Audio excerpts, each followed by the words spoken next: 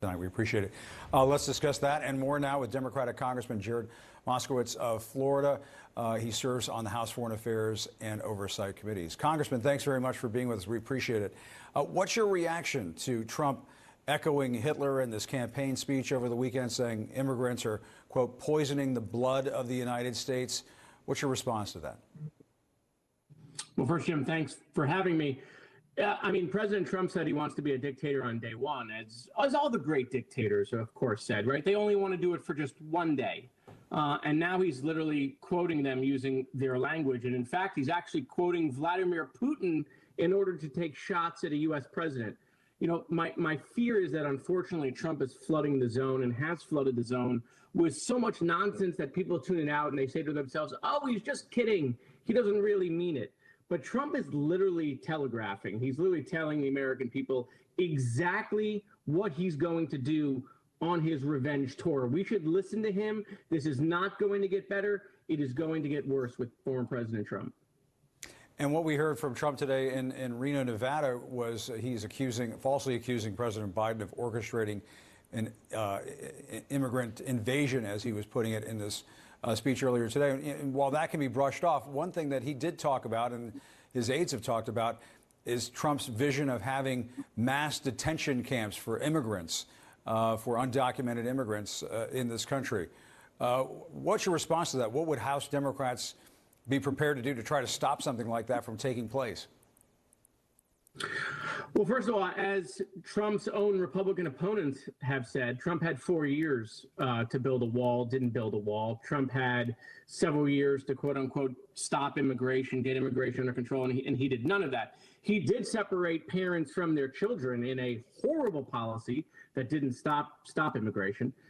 And so this is really more Trump, just more bluster, more using talking points from the internet, trying to get people foaming out of the mouth with anger, trying to blame, obviously, minority groups, trying to get, obviously, non-educated white Americans mad at the fact that America is becoming more of a melting pot.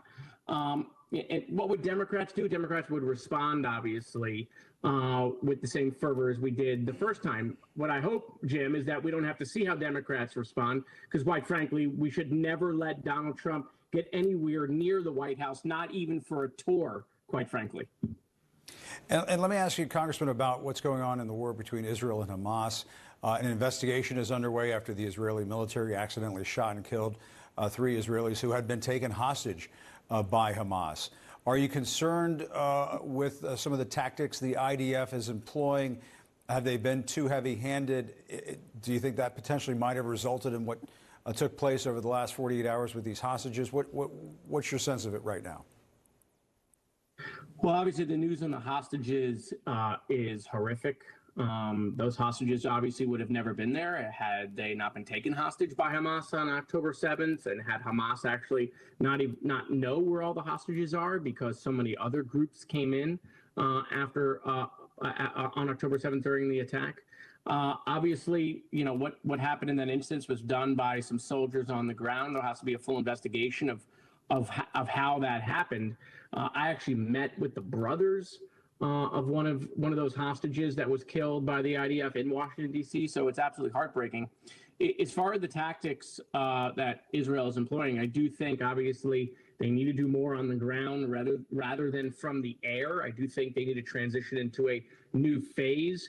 And I think they're doing that, quite frankly, which is unfortunately why this episode happened, because they're doing more on the ground than from the air. But obviously, Israel's making progress. The world's going to want to see them make progress as fast as possible. They're going to want to see them get the folks that planned this attack, that are still in these bunkers and in these tunnels. But obviously, Israel has the full support of the United States, and we got to pass the Israel aid package that so far right now is hung up in Congress. Well, I was just going to ask you a question about that. We're hearing from our team up on Capitol Hill that it appears there is not going to be a deal worked out tonight over in the Senate, where they've been trying to work on some sort of compromise package deal that would include aid to Ukraine, Israel, and fund security upgrades down at the border. Is that going to get passed? Is it just sort of holding out a little too much hope to think that Congress is going to get that passed over to the president sometime around the holidays? Well, look, while I would have liked to see this done quite frankly, a month ago. We could have done Israel had Speaker Johnson not played politics with it within weeks of the attack. In his first week as Speaker, quite frankly, he could have brought Congress together on the Capitol steps, but instead he decided to be divisive and put, the IRS into an Israel bill, which had never happened before, violates the single subject rule, which they pled to do in the 118th Congress, and as a result of which, Israel aid didn't go anywhere, and the Speaker knew that was going to happen. He was told that by the Senate. On Ukraine, obviously, it's imperative that we continue to help our friends and ally Ukraine against Vladimir Putin, who invaded a sovereign country. We cannot let Vladimir Putin win. If we do, China is going to look at what happened there. It's going to have massive repercussions in Taiwan. And let's not forget the rest of Europe. If he can just go in and take a country or take half a country, he won't stop there. Again, that's not what dictators do. They don't just stop. They continue, especially if they think they're successful. And on the border, look, there are issues at the border. I think we need more border agents. I think we need more technology. I think we can refine some of our policies. So I hope we get a grand deal in the new year. To me, I always thought that they were going to punt this to the new year with the holidays coming up. That just seems to be where the 118th Congress is. I mean, look what happened in the House. They voted for impeachment and the impeachment inquiry, and then they ran out of town for 3 weeks because they wanted to show the American people how important that was. They literally just ran out of town for 3 weeks. Again, the House also left without doing Israel, Ukraine, and the border. They've punted that to the Senate. But, Jim, I'm hopeful that we can get a deal. It's too important to the world, quite frankly. And I did want to ask you about the border. Do you think, because the president has been saying, I guess quietly, that in recent weeks he has been open to some, I think what has been described as a significant compromise on border security to try to beef up what is being implemented in terms of measures to control the influx of migrants coming into this country. Do you think the president, White House might have missed a window of opportunity, perhaps should have worked on that sooner?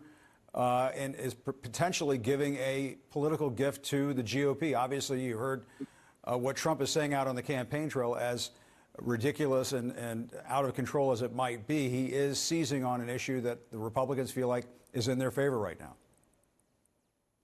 Well, look, we have a year before the election, a little less than a year before the election. So there's plenty of time. So, as far as we could get in there in January and solve this problem, quite frankly, and that, it would take the talking point away. But let's not pretend like Donald Trump's going to stick to the facts. He's still telling his crowd that gasoline is $6, $7, and $8 when we know that's no longer the case.